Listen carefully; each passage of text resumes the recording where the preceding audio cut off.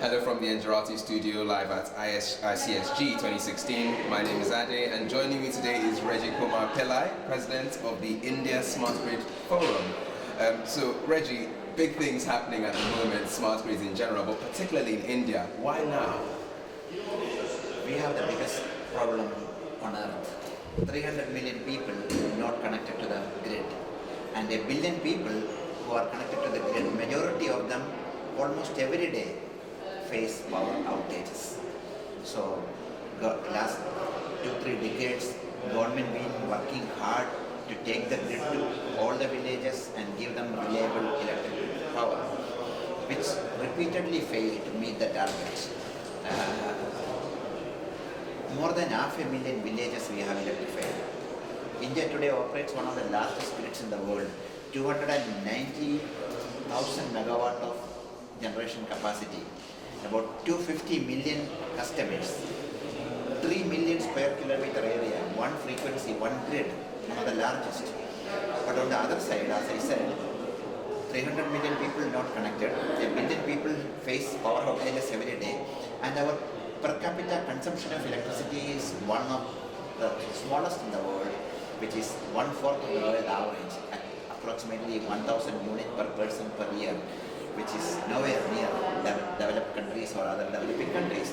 So all proven economic models have shown that we need to pull people out of energy poverty to take them to prosperity. So government is committed, government after government is committed to give 24/7 electricity, but we fail. So now all stakeholders have come to a common platform that the traditional model of grid extension with incremental improvements is never going to reach us our final goal of 24/7 electricity to all the citizens. We need to leapfrog, leverage new technologies and do it the smart way. So smart grid is more relevant for India, more critical for India, and also, as I said, we produce over 1 trillion units of electricity, trillion kilowatt hour of electricity, which is fourth largest in the world. But 33% of them is lost. 1/3 of it is lost in the wire itself. It doesn't reach the customer. Some of them is stolen. Some of them is lost because of the technical losses. The grid is not built according to sound engineering design. So we have huge technical losses and a lot of theft in certain pockets, which make the entire business almost unviable at the distribution end. So we need to have all these new technologies which will show us or give us the capability to monitor power flows in real time. Then we can arrest the losses with appropriate management action in case of theft, with the technical improvement of the grid in case of technical losses. So smart grid is very, very relevant to India. And as I have said, that government after government is committed to achieving this goal. The present Prime Minister, one of the first goal he set after he became Prime Minister in 2014 is 24/7 electricity to all the citizens in the next 5 years, which they made a big plan, and then they seen that by 2019 it is perhaps not possible. 2022, the target for the government is 2022. All people should get 24/7 electricity, for which he had also launched several new schemes. We are promoting 100 smart cities. In every smart city, there has to be reliable electricity supply, otherwise nothing else in the city will work. So a smart grid in the smart cities are very, very important for us. We are also today pursuing the world's largest renewable energy program, which is 175,000 megawatt of renewable energy in next 7 years. That's a target set by the Prime Minister, and he is personally monitoring it on a regular basis. We had a modest target of about 7,000 megawatt for the year 2015, which we have exceeded. And in the coming years, the numbers are much bigger to reach that 175 megawatt of renewable energy. And also we have launched another, the city of Chile, the capital of India, Delhi, is the world's most polluted city. And a lion's share of that pollution comes from automobiles. We have more automobiles than the next 4 cities in India put together. Okay.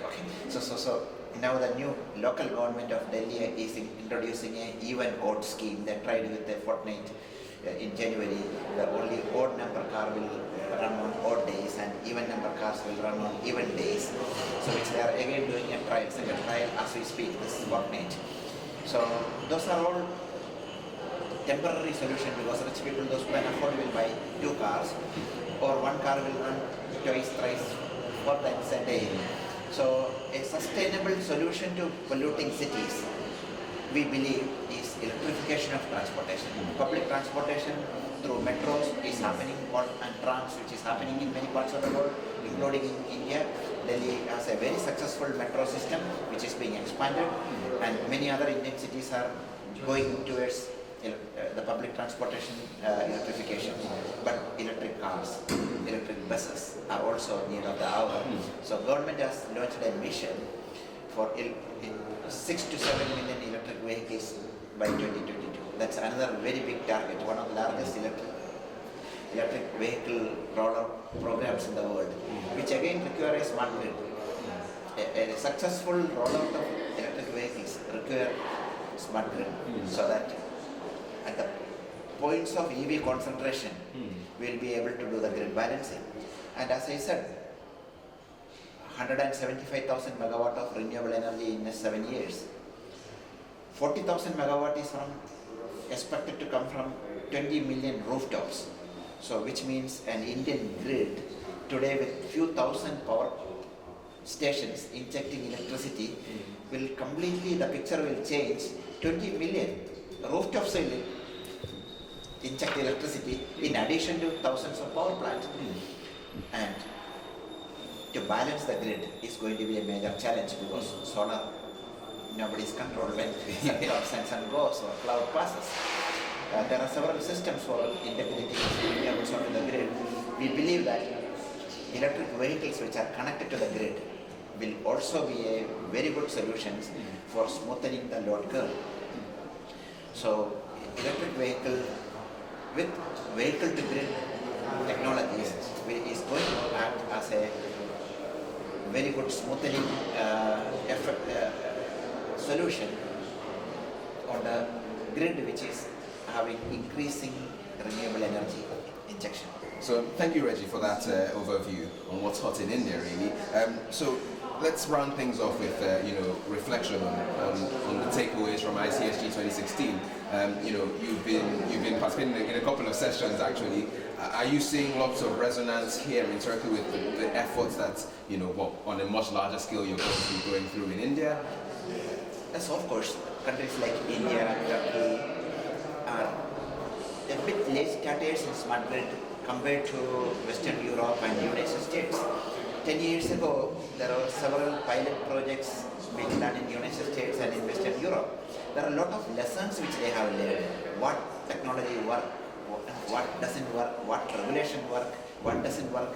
They're rich of experience which gained by utilities and policymakers in Western Europe, in Japan, in South Korea, in North America.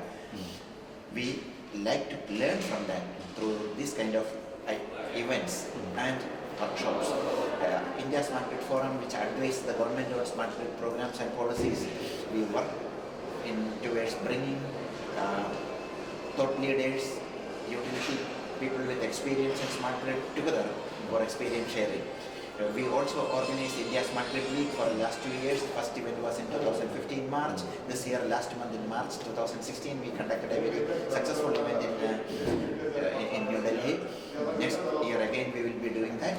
And we also take delegation to European Utility Week, distribute several programs around the world with a keen mission that we don't need to reinvent the wheel. Laws of physics are same.